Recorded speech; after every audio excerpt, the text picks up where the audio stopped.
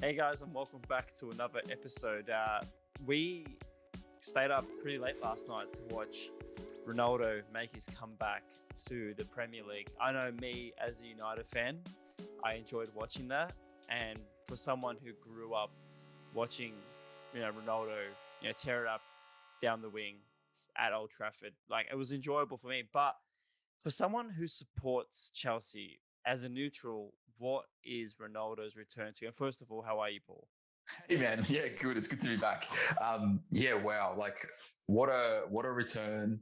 What a way to sort of come back and grab 3 points like that. I know Newcastle's going through some issues, so probably an easier return than what would probably be anticipated. But yeah, Ronaldo coming back to the Premier League, I think it's amazing from a career progression point of view, right? Like you see players as they sort of develop in their career, that unless you're Shaqiri, you almost always go from like lower league or less reputable leagues into sort of like the top tiers. I think Shaqiri was sort of the guy that found himself going backwards a bit, and then sort of now he's gone back forwards and he's a bit all over the place. But it almost seemed inevitable that post Serie A, Ronaldo was going to be MLS, Dubai, you know, A-League. But Nah, not A League. if he retires after this stint, I think you look at that and you go, man, what a resume. Obviously, he's already got all those accolades. So, yeah, look, as a neutral or as a Chelsea supporter, I think it's iconic from an individual point of view. We'll talk about Ronaldo and his second debut at United a little later on in this episode. But let's just start off. What's new with you? Anything that's come to mind? Anything special in the kid community? Anything that you've seen? Is there anything you want to tell us before we get into this big episode today? Yeah, look, I haven't been one to sort of delve into Twitter too much of late, but I'm actually really liking what I see. I think that I've told you in the past, I think the Twitter community can be a little bit too negative for my liking, and people get a little bit opinionated. But I think from what I've seen in the last few weeks, it's been sort of a bit of a positive flip. I think more people are posting their collections, more people are posting their kits, and everyone's sort of getting around it. And, I think it's really nice to sort of see people sharing their collections online. It's really, really good. I know obviously you're doing that yourself. Spam it every day. Yeah. But no, I think, look, I reached out recently to try and get some help on that Boca Juniors kit that you sent me. It's kind of funnily enough that I'm wearing on now, but the goalkeeper shirt. And it was so good to get comments from people, instantly. So, I have to thank the football community for, leveling up on Twitter, that's for sure. Yeah, look, I think the Twitter community does have its pros and cons, and I've seen a lot of cons during this week. I think the worst thing I can say, and this is not an attack to 3032 FC, but this is a bit of like a call out. I don't understand. If you support a team in the Premier League, how do you wear another Premier League team's kits and then support another team in the Premier League and then hate on United? Like, Yeah. John, you got to let us know, mate. Are you Chelsea? Are you Newcastle? You got to decide. You can't be both. This is honestly a real challenge for me now, especially, or for both of us. And I guess probably for a lot of people in the kit industry or kit scene, sorry, but even just collectors, right? You see, and I think Arsenal is a perfect example of this season. There is not a chance I will ever wear an Arsenal shirt, ever. Same. But that third shirt is so nice. So nice to the point I think we've briefly spoken about this previously, where we'd almost buy it but not wear it. And it seems a bit excessive and It probably a little bit defeats the purpose, though. Like, I don't know. Exactly. It's like, do you buy a car and never drive it because you're in love with certain, or like, this is the biggest question for me. And I think this is a great way to start this episode.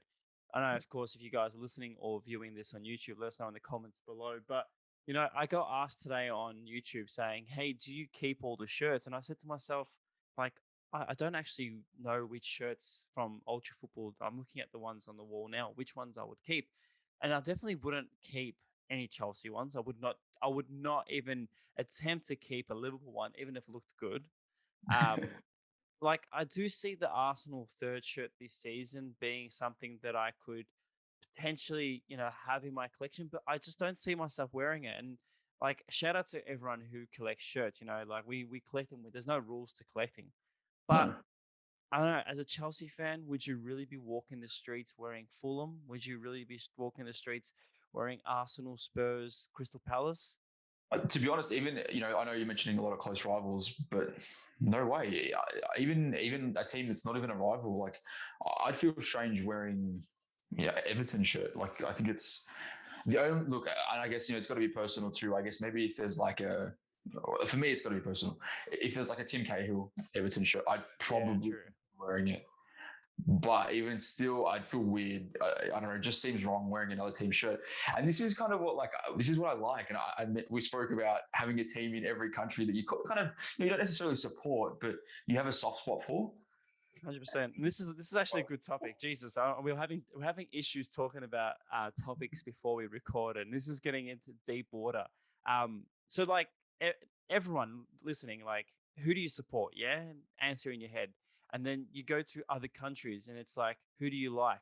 Do you support a team there, and who do you like? For me, if United faced Inter Milan in the Champions League, I'm torn because if I had to choose a team that I love, it's United.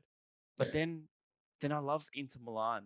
And like, are we allowed emotionally, but also in a fan aspect, are we allowed to support two teams? What are your thoughts on that? I know you're a big Sampdoria Chelsea fan, but Hmm. like, does that tear you up? It's an interesting question, right? So, look, my family background wasn't so football orientated when I was a kid. So it wasn't like, my dad was a Manchester United supporter and then passed it down to me. It was more like, you know, what what I wanted to choose or who I wanted to support was literally like what I thought I wanted to do as a kid. So I chose Chelsea and then I rolled with Chelsea. And up until I was probably a teenager, I think that was when the first time I went to Italy, spoke with family, visited family, and went to a Sampdoria game. And that's sort of what gave me that whole, okay, these are the teams I'm going to support. I doubt they're going to play each other at maybe not in the near future, not until Sampdoria kind of levels up a bit. But Yeah, I was gonna I say. don't have a problem supporting both of them. And I think because of that, I think that makes you lucky. I think the challenge is how deeply you're going to support them. I think, it's for me, it's really nice. Like I think I'm wearing a Boca shirt now, and I love Boca. Boca is one of it's. I've got a real soft spot for them. I think I love everything about their fan culture.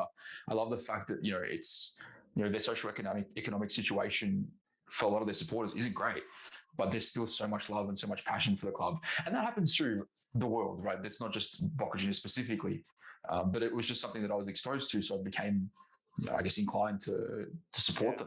them. I wouldn't say that I'm a Boca Juniors supporter, but I definitely have like an affection towards them. So I think yes, I definitely think it's okay. But at the same time, if someone says who do you support, I'm almost always going to say Sampdoria or Chelsea, depending on the conversation.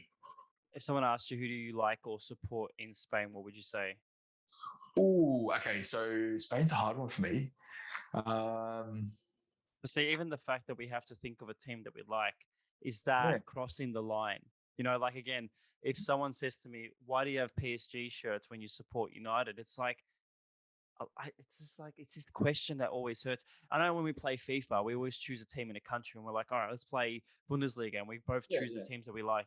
Like if I said to you, "All right, Paul, we're jumping on FIFA right now. We're Mhm. gonna go for a team in the Championship this season. Who would you choose?" God, I couldn't even tell you who's in the championship. Nah. So I'd like probably personally, someone like a Birmingham or someone that like yeah. reminded me of like a good time when they were in the Premier League once upon a time. Yeah, it's tough. Like I look at my collection, and as I talk about that, I've got a Sheffield Wednesday top, Mhm. but I would never wear that. And this is the hardest thing. Like it's in my collection. I would never wear it. I like it because of the Puma King design. I Yeah. like it because the badge reminded me of Drake's OVO branding. But as a United fan, I don't know. I could not see myself wearing it. And even saying that, like I've got my Valencia collection, and I love Valencia in La Liga. But like I don't know, I would never see myself with a Barcelona type. And in saying that, I've got an Atletico Madrid with a Spider-Man sponsorship because that's what I love Spider-Man.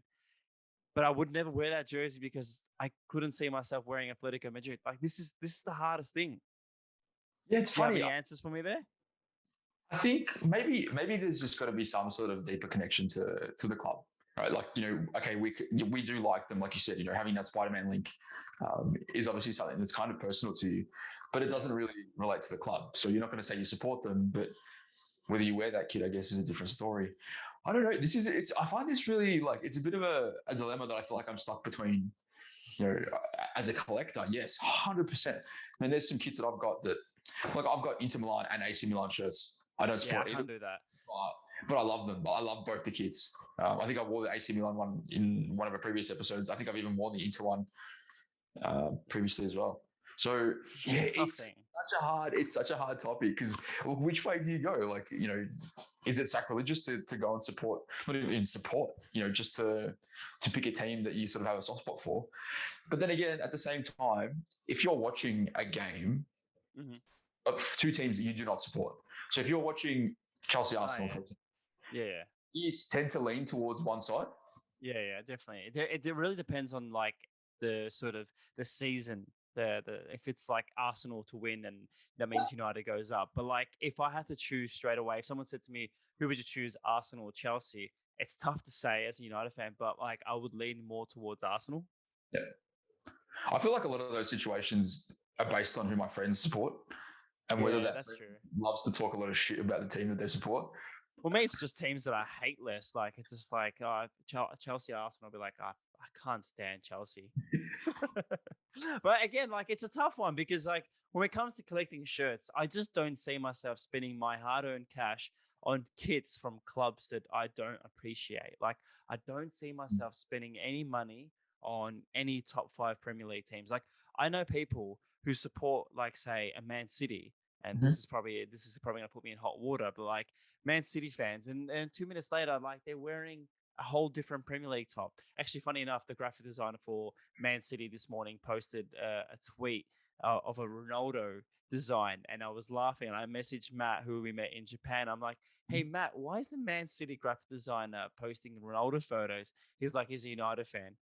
And I just started laughing. I was like, "Can you imagine being like a red but working for blue?" Like this is the thing about like even like Steven Gerrard when he has that story, how he decided to support Liverpool. Have you listened to that or heard about it? I've heard bits of it. Well, I guess you're not too dissimilar though. The way doing work for City, Yeah, well, Melbourne City. yeah. That's, I know they're two different clubs, and We're a whole different continent, like whole different country, time zone, everything. yeah, and I, there was a lot of people that had a lot of reasons to want to, to support Hart at the originally. So I guess you're probably best placed to answer that though. Does it feel strange working for the City Football Group? At the start, it was definitely at the start, and then of course the guy who got me the job, Julius, he told me he supports Liverpool, and I said to myself, "Oh, wait a second, Liverpool supporter, Man United supporter." And as I got to meet everyone, there was an Everton supporter, and I was like, "Oh, look, here we go." And like even now, looking at the Melbourne City team, a lot of the players were sharing Ronaldo photos, even though their employee is Man City, Melbourne City. And like you think about it, it's like some of these players that play for these teams, we just don't know who their allegiances are there. So then the question comes out, it's like, does it really matter? Can you just support football for what it is, football? I think to a degree, yes. I think your club becomes first and foremost. I love watching football flat out.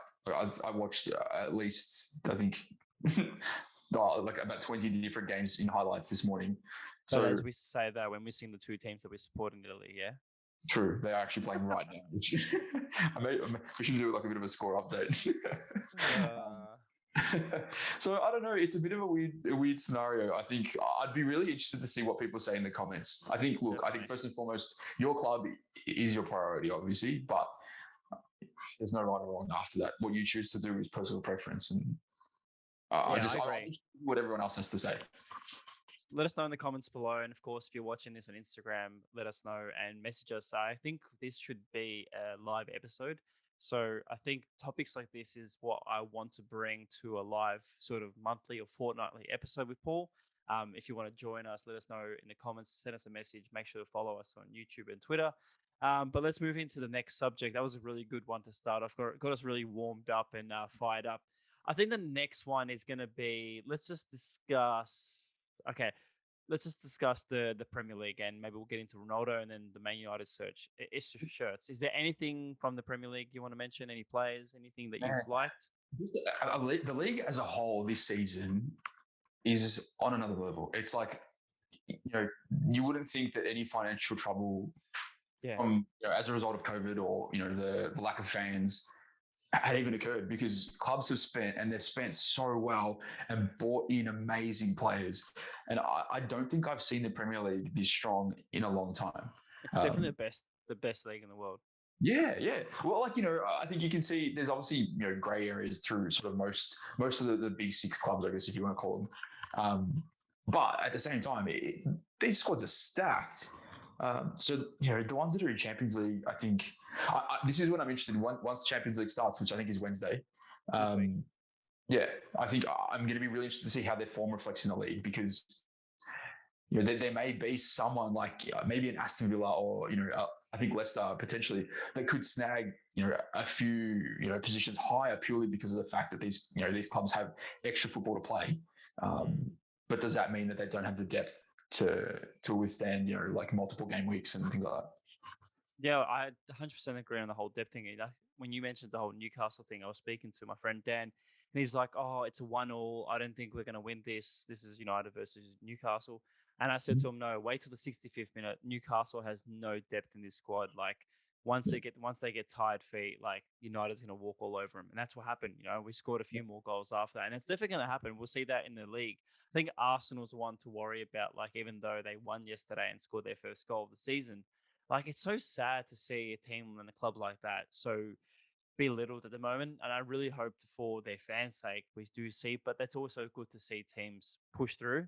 Yeah, Mentioning the Champions League, yeah, I'm so keen to see some more football. It's been exciting to watch club level versus international level so far. yeah, Um, One thing I have to say, Gallagher, the guy at Crystal Palace, yeah. man, you guys have some amazing players at Chelsea. Yeah, look, I must admit, I watched their game. I think it was last week.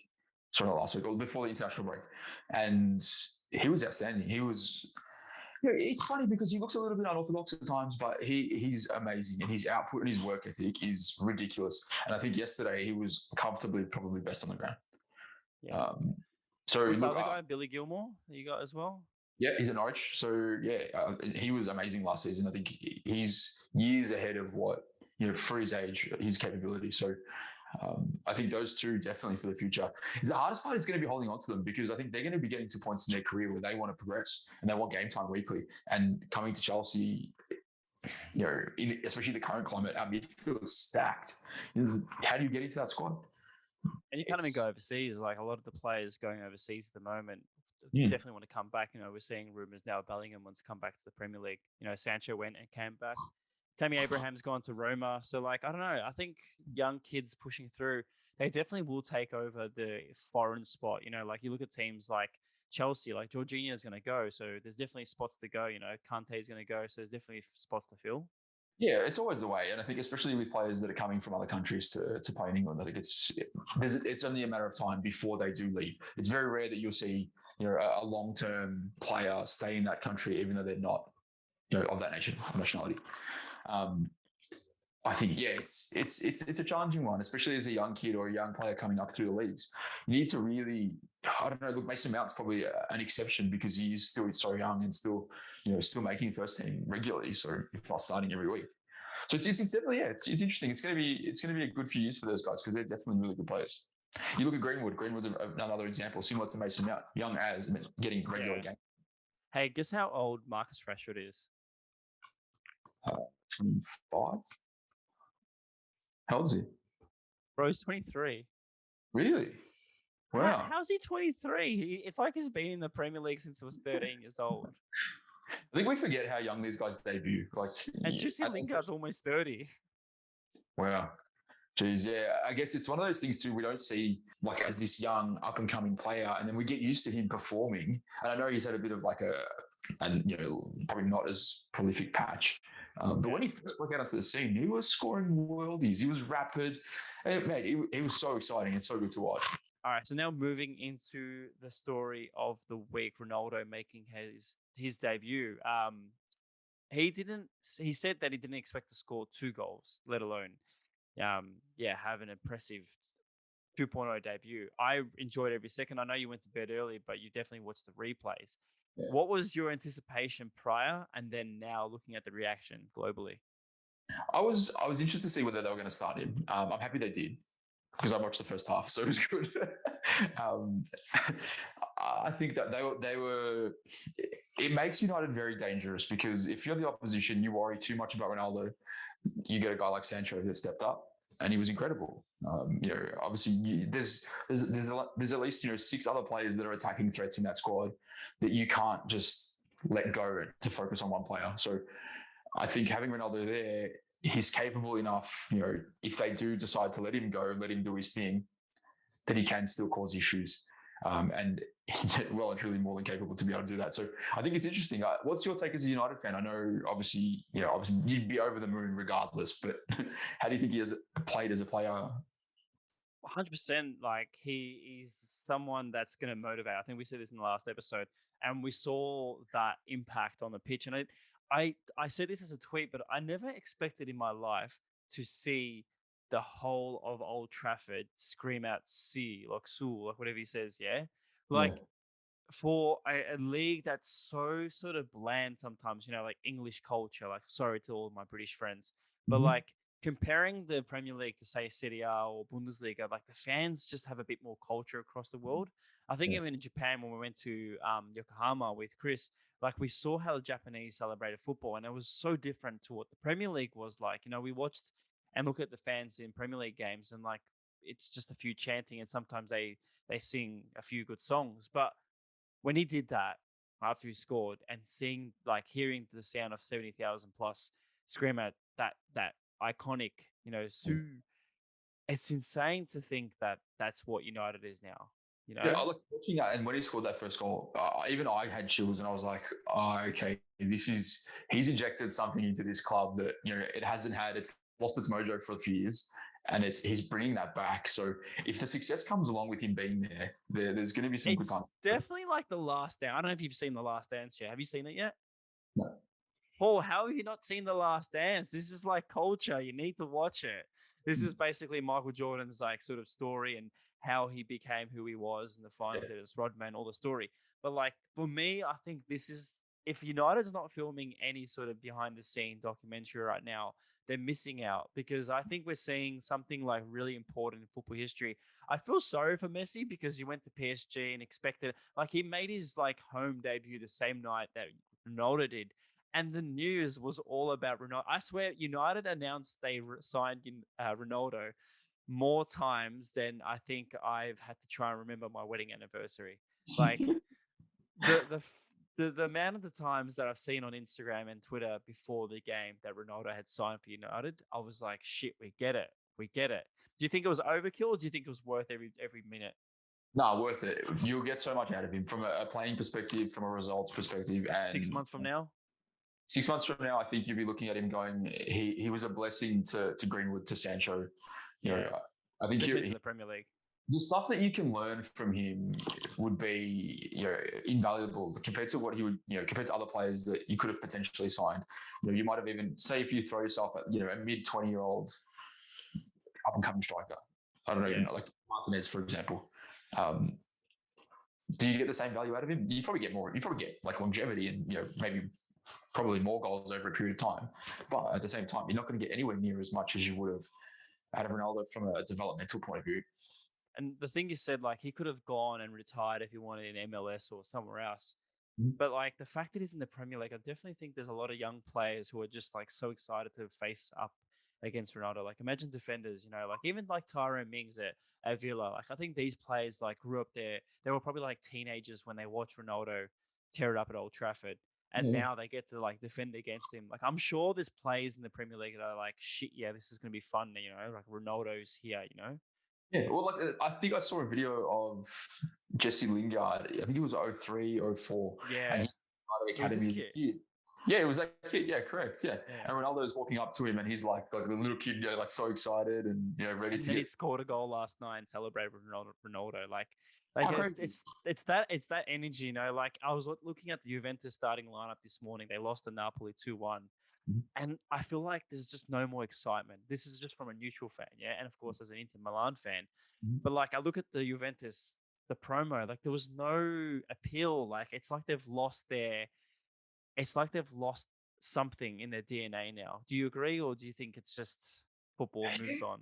It's a funny one there. I think, and I don't know if Bayern would be experiencing something similar, but they obviously went through such a long period of time where they didn't have any, well, they had competition obviously, but they comfortably won Scudetto after Scudetto. So is that why? Is it because it becomes too much of the same old, too easy? And now that it's like everyone's so happy that Inter finally won the league, that Milan's back in the Champions League, it's sort of like they're pulling focus. I wonder if that's why. Obviously, you lose a few players. They've still got a good squad. Their squad's, on paper, you read it, it's reasonable. It's very good. Yeah, they definitely need to make some signings because I feel like that squad's definitely aging. See players like Chiellini who's still there, and it's just like, wow, man. Yeah, but it is. I think it is players like Ronaldo, like Messi. Obviously, those two are probably like the pinnacle of what I'm talking about. But I guess like even like a Kai Havertz, and I'm giving a Chelsea example, but even like like a Carlos Tevez, a Balotelli, someone that gives you like this excitement to go watch your club, regardless of if it's bad or different. It's someone that gives that level of excitement to make you think, okay, wow, this could be either amazing, but if he doesn't play well, it could be horrible. I think I felt that way about Morata when Chelsea first signed him. I was like, okay, this guy's a baller. Like he's really good, and he was great for the first, I think, 8 games. And then he was horrible. And then I think he ended up being probably my least liked Chelsea player of all time. So it's amazing how you go on this roller coaster ride with these players. It was like Schweinsteiger when he came to United. Everyone had so much excitement for him, but he just unfortunately didn't get his proper game time at the time that he was playing. I think he came at a tough time too. Say again? He came at a tough time. The club was experiencing 100%. a lull. Yeah. And like when Di Maria came to United as well, that was a shambles move. Like, I think this is the best thing about Ronaldo. And we actually see this financially as well. Like, I don't know the exact fact, but like to try and get a United home, away, or third shirt this season has been so difficult. Like, there was every kit available prior to his announcement. The second he was announced, gone. Yeah. It's like it's ridiculous. And I think we saw similar with Messi. We saw PSG announce, or whether they announced it or whether it was a media leak or whatever, 30, but they got the money back on the transfer within a day, or whatever, the 25 or 30 million or whatever. Yeah. And then you see the same thing. But how does all shirts go? That is obscene. Like the fact that you can't get your hands on anything but, what would you say, a third kit I think you managed to get? Yeah, I got the authentic third kit, which was with Bruno Fernandes. Yeah, see, and it's like that's insane. Like, how does a single player have this much effect on the entire world and the entire community of football? Like, that is obscene. It goes to show where these guys sit in in the history of football. Yeah, like literally everywhere sold out. Proto Rex sold out. JD Sports have sold out. Adidas has sold out. Ultra Football, even the United website, and then you've got Kitbag and all the other sort of uh, companies that sell the shirts. Like, I can't find a home shirt. There's definitely going to be a restock. Don't know how fast that's going to go, and hopefully there's a bit of a sale. But yeah, like all home, away, and third shirts with Ronaldo gone. Like, insane. And I don't know if you saw like the pre-game photos. There was thousands of people just walking around in brand new Ronaldo shirts. Like, man, that's insane. It's a big impact. Yeah, it is honestly amazing. And everyone always compares like Messi to Ronaldo to Maradona to Pele to like all the elites of the past, right?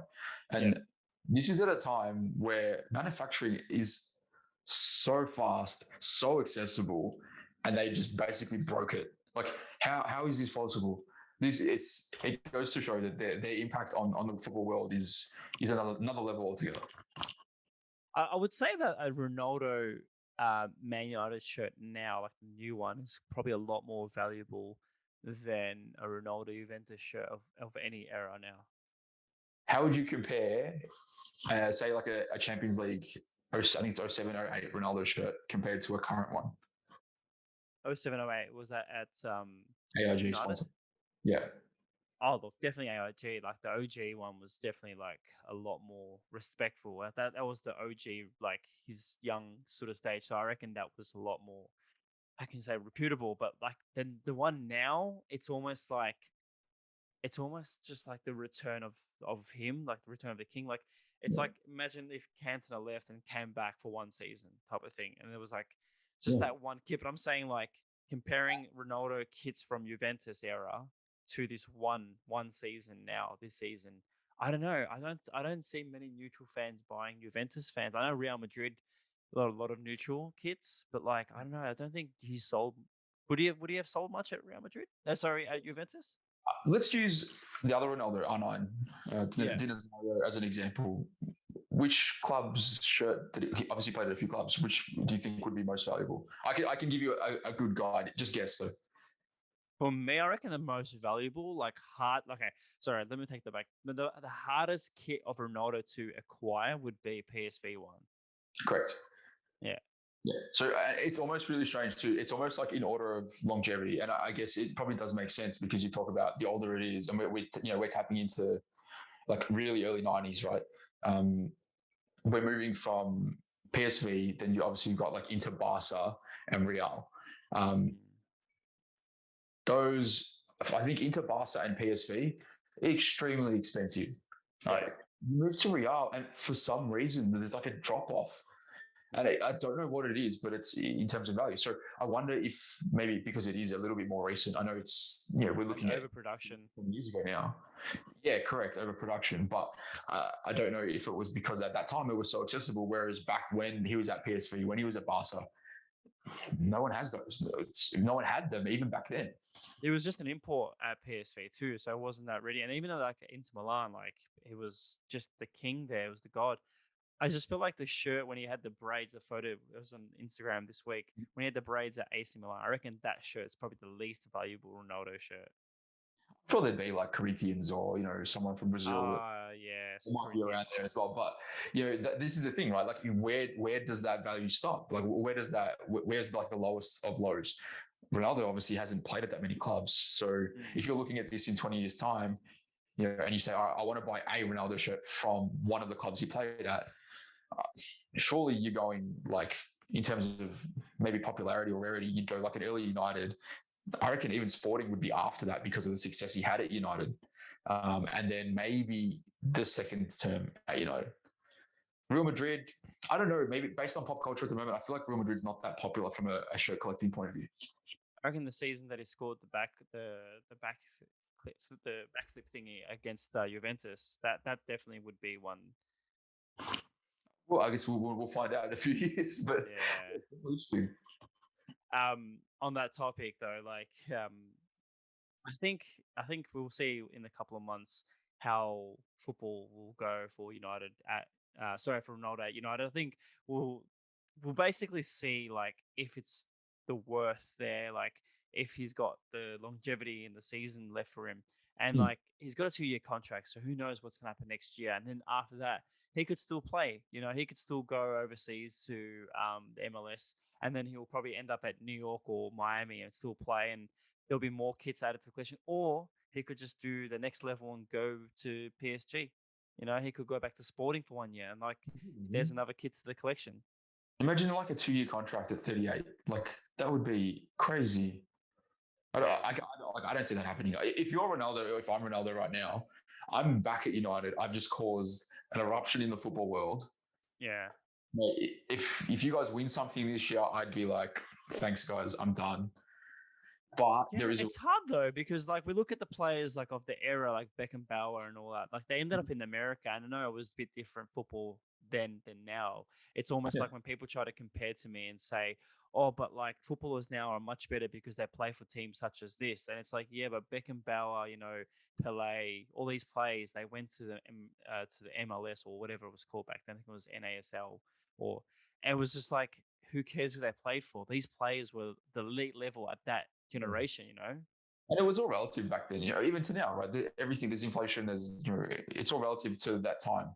Neocosmos, yeah, they barely exist now financially and everything. They just don't exist. But at one stage in history, they were the best team in the world because of not best team in the world, but they were the most sought out team in the world because of Pelé and that shirt. And like that's what I mean. Like no matter where he goes, I reckon he'll make an impact. And if he does leave, we'll see what happens. Yeah, it's going to be interesting, that's for sure. We've obviously got the Champions League coming up this week as well, which I think would be interesting to hear some predictions. I know obviously it's the early stages, but I've got the upcoming games. I'm just going to jump through a few of the big ones. We've got Barca Bayern Wednesday morning. that is a big game. I think they're going to be, well, Barca's obviously, they played really well this morning. The football was great and the goals were fucking flying. So I'm interested to see how this goes. I think Barca is going to have Braithwaite and De Jong up front. Amazing partnership. Well, I'm going to go Bayern Munich. Yeah, I think Bayern comfortably, surely. They have to take the cake in that one. Another one that I think is going to be a great game is Villarreal and Atalanta. Yeah, Villarreal, the Submarines, they're definitely do something good. Well, Atalanta I thought were a bit stiff. I think they played Fiorentina this morning. They were a little bit stiff. I think, and I don't know whether they were resting players or not for this game, but it's going to definitely be interesting. Besiktas, and we had a chat about Besiktas during the week. They've bolstered their squad a fair bit this season, and they spent a bit of money. They've got Dortmund at home. Oh, yeah, I see that now. Is there a chance? Definitely not. Haaland's going to destroy that defense. Just quietly, I don't know if you've seen Dortmund Frankfurt. Oh, yeah, I saw the replay. The 4-3, like, what a game. That is. Yeah, man. I've really enjoyed football so far this year. Like, look, I don't really hate it that often, to be honest. But from Old Firm to Chelsea, Liverpool to Ronaldo at Newcastle, to Ronaldo against Newcastle, and then Dortmund and Frankfurt this morning.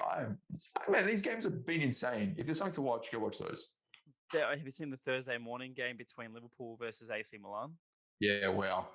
It's like a battle of 2005, 2006. That partnership, like that game there for me is like all time Champions League. That is, yeah, that's amazing. Like that's one thing that you want to see, because you want to see that passion, that I need to get revenge, that whole emotional attachment to the game. Yeah. I saw Crespo during the week release a statement about him wanting Milan to get revenge back on Liverpool for obviously losing in the final. So hey, hopefully there's some merit to it. One more game that we all have to watch is FC Sheriff versus Shakhtar Donetsk. Whew. There's a bit of history there. There's a bit of history, a bit of political history. But yeah, FC Sheriff. Wow, exciting. Fresh out of Moldova. So yeah, look, let's see how they go. We've also got the Conference League, which is a new league this season. That's exciting. I don't really we'll talk about that in another episode, but yeah, there's a third tier level now, which we'll see hopefully some Macedonian teams be a part of that. On Friday, we do have the Europa League, and some of the standout games that I'm going to quickly note out would be PSV versus Real Sociedad. I think that's going to be a great game. Yeah, cool. And then, this one's going to be amazing because this is Galatasaray versus Lazio. This is going to be ultra heavy. Yes, ultra heavy. Jesus. Yeah, nice. Well, actually, where's that game played? Is that in Turkey? Probably closed behind doors. Well, I was going to say, I know Italy's got restricted fans based on where the game's played, if any fans. So, tough scenario. could be ultra heavy outside. Wait, there's only one game being shown on TV. On Stan? What? It's saying the Europa League's not being shown in Australia. Oh, we're back to the broadcasting issue again. Oh my God. Wait a second. What's happening here? So it's saying no. It's saying that the Italian games will be on that day. Oh, here we go. It's a bit of a scoop. There's no weird. Maybe yeah. I'm surely Stan, if they've got the Champions League, they'll take Europa. Oh, I'm gonna check that out because I'm gonna subscribe to Stan this week. Interesting. All right, what's our next last subject? What did we say? I forgot. Yeah, we've spoken on so much. Look, I'm pretty happy with this episode so far. Maybe we could finish off a few more things, and then we'll record another one. I know we wanted to discuss the World Cup thing, but I think we'll probably hold that up for another day. Is there anything else? I'm trying to think. I'm sure there's something that's coming to mind. 3, 2, 1. No. Do you want to mention that communal video? Yeah, look, this is gonna be. There's no cutting in this episode. This is gonna be a straight out cut. Of course, only the times that your camera dies. If no one knows, Paul's camera only has 20 minutes to record, so it's always a bit of fun to edit. I always have to find the gaps of audio where I just sit there awkwardly. We both want to do this episode before Australia gets out of lockdown, which I don't know when it's going to be. But just a massive Brady Bunch communal chat. If you want to be a part of it, let us know. Paul, anything you want to say about it? Yeah, I think it'd be something nice to give back to the football community while we're all still struggling with the boredom and the frustrations that that lockdown gives us all. So I think it'd be nice to have a chat with everyone, and hear everyone else's opinions rather than just bounce between yours and mine. 100%. I think I really want to do a live episode. I think live episodes will be exciting. I'd love to do a live react to a game, but also just have a live episode, just people discussing ideas and having us talking about topics. I think like the whole conversation with Ronaldo and stuff will be good to see comments. At least we can deep dive into some of those comments. But yeah, look, I'm pretty sure we had a good discussion so far. I'll see what Inter Milan and Sampdoria are doing right now. Ooh, I'm confident. Come on, get up, boys. Bro, we're missing a sick game. What the hell? Why are we doing this podcast? Dude, I'm gonna have to go back and watch this. Why are we doing the podcast? It's 2-2 right now in the 65th minute. What are we? Let's go. Let's go watch this game. You reckon? Should we start our second half and just text? Yeah, that sounds good. All right, guys. Well, before we end, Paul, do you have any new kits on the PFC? Yeah, we've got a whole bunch that I dropped on Saturday, and there's a stack going up tomorrow night. So we've got about, I think, 60 on Saturday, and there's another 60 going up on tomorrow night, which is Monday. So if anyone's been online from like the 13th of September onwards, there's going to be a heap of new stuff. Amazing. I'm really excited because I got this one and a Yupstam kit. For what year was the Yupstam one? Was it 98? 98, 99, yeah. Yeah, perfect kits. Definitely check out PFC and all the new stock. Hopefully, as you watch this episode, the pop-up has been postponed, but hopefully we may have some news in the future episode. But as always, please stay safe, stay away from stupid people. Anything you want to say, Paul, before we end the episode? See you later, guys. See you later, bye.